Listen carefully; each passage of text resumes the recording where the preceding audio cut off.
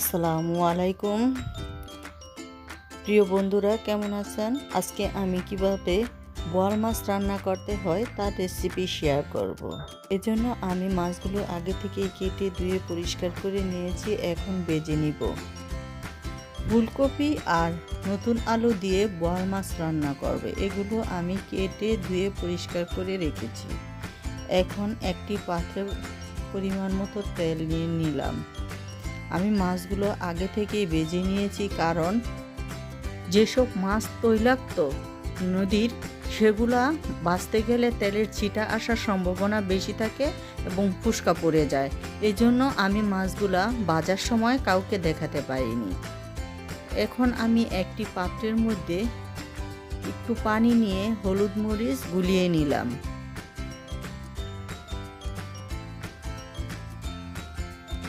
দুইটা পেঁয়াজ কুচি দিয়ে দিলাম।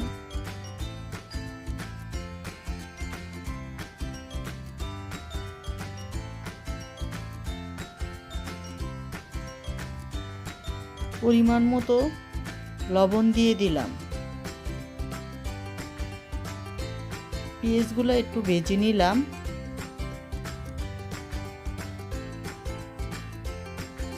এখন আদা রসুন পেস্ট নিয়ে নিলাম।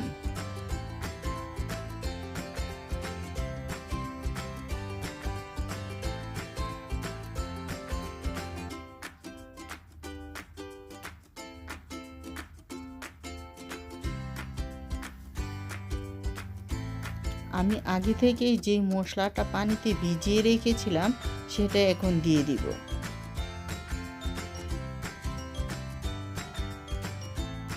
এখন এটা কষিয়ে নিব।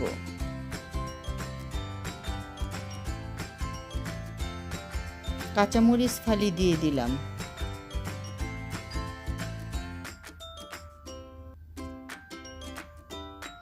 একটু পানি দিয়ে ভালো করে কষিয়ে নিব। আমার কষানো হয়ে গেছে। বন্ধুরা, তখনই বুঝবেন যখন কষানো হবে তেলটা উপরে ভেসে আসবে, তখনই মনে করবেন যে কষানো হয়ে গেছে। এখন ফুলকপি আর আলু দিয়ে দিলাম। এগুলো একটু নেড়ে চেড়ে ঢাকনা দিয়ে ঢেকে দিব সিদ্ধ করার জন্য।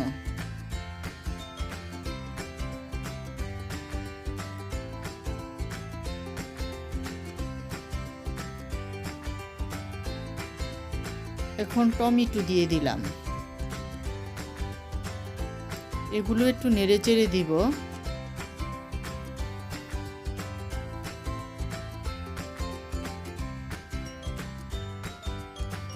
আবারও আমি ঢাকনা দিয়ে ঢেকে দিব টমেটো এবং সব তরকারি সিদ্ধ হওয়ার জন্য।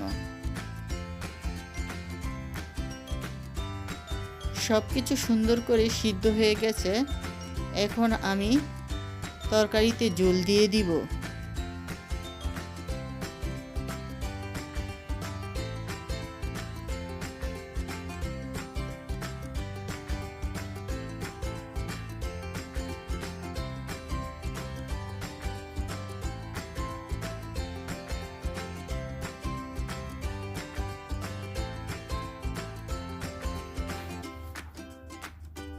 মাছগুলো উপর থেকে দিয়ে দিব। আমি মাছের মাথাগুলো নিয়ে নিয়েছি।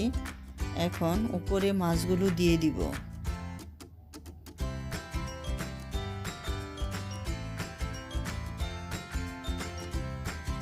আমি কিন্তু মশলার পরিমাণ বলিনি, যেহেতু এটা বোয়াল মাছ সেহেতু এখানে সব ধরনের মশলাই ইউজ করতে হবে, যেমন হলুদ, মরিচ, ধনিয়ার গুঁড়া, জিরার গুঁড়া, আদা রসুন পেস্ট এগুলো দিয়ে দিতে হবে।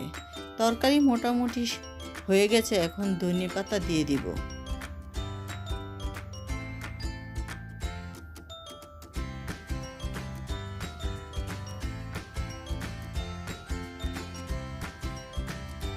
ঢাকনা দিয়ে ঢেকে দিলাম।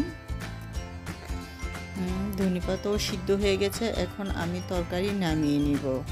বন্ধুরা, আমার এই চ্যানেলটি কারো যদি ভালো লেগে থাকে তাহলে লাইক, শেয়ার, কমেন্টস এবং সাবস্ক্রাইব করতে ভুলবেন না। ধন্যবাদ।